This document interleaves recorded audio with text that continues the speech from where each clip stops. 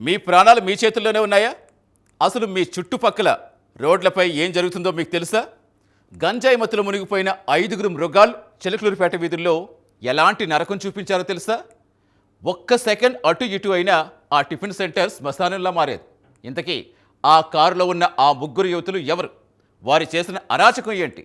మత్తులో ఊగుతూ వారు సృష్టించిన ఆ డెత్ ట్రాప్ వెనుక ఉన్న అసలు కథేంటో ఇప్పుడు చూద్దాం.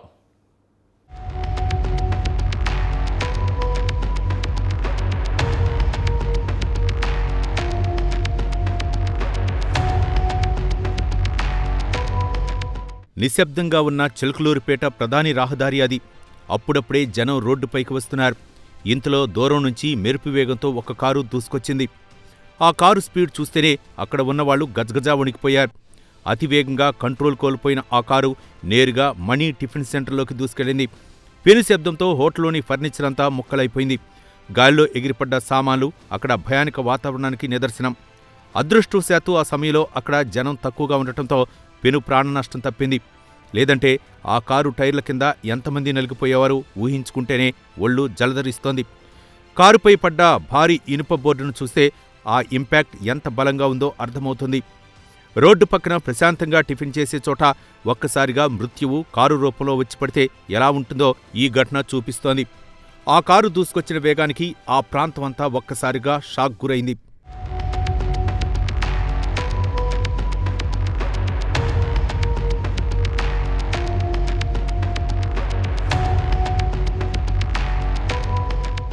ప్రమాదం జరిగిన తర్వాత కారులో నుంచి దిగిన వారి ప్రవర్తన చూసి స్థానికులు విస్తుపోయారు.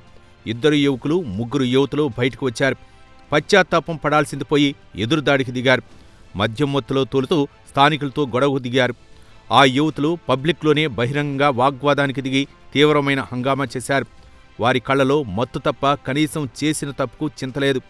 బాధ్యతారాహిత్యంగా కారు నడిపి ఇతరుల ప్రాణాలను ప్రమాదంలోకి నెట్టడమే కాకుండా ఎదురు తిరగటం వారి బరితెగింపును సూచిస్తోంది.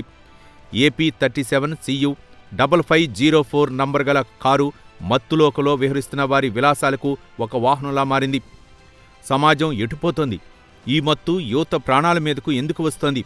పోలీసుల ముందే వాళ్లు ప్రవర్తించిన తీరు చూస్తుంటే వారికి చట్టం అంటే ఏమాత్రం భయం లేదని అర్థమవుతోంది. మత్తు పదార్థాల మత్తులో ప్రాణాలతో చెలగాటమాడుతున్న ఇలాంటి కేటుగాళ్లకు బుద్ధి చెప్పేది ఎవరు?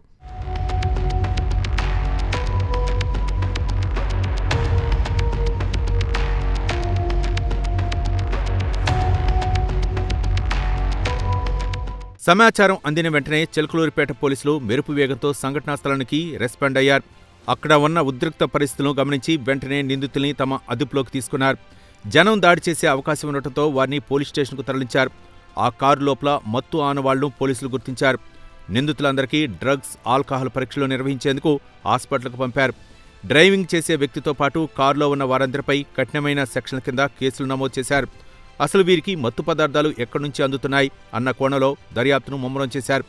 చట్టం తన పని తాను చేసుకుపోతుందని, నిందితులకు కఠిన శిక్ష పడేలా చేస్తామని పోలీసులు హెచ్చరించారు.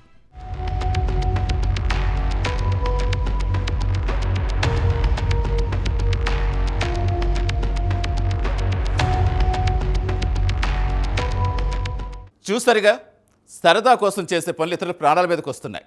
రోడ్లపై వెళ్ళేటప్పుడు అప్రమత్తంగా ఉండటం మీ బాధ్యత. ఇలాంటి మత్తుగాళ్ల విషయంలో ప్రభుత్వం కఠినంగా వ్యవహరించాలి.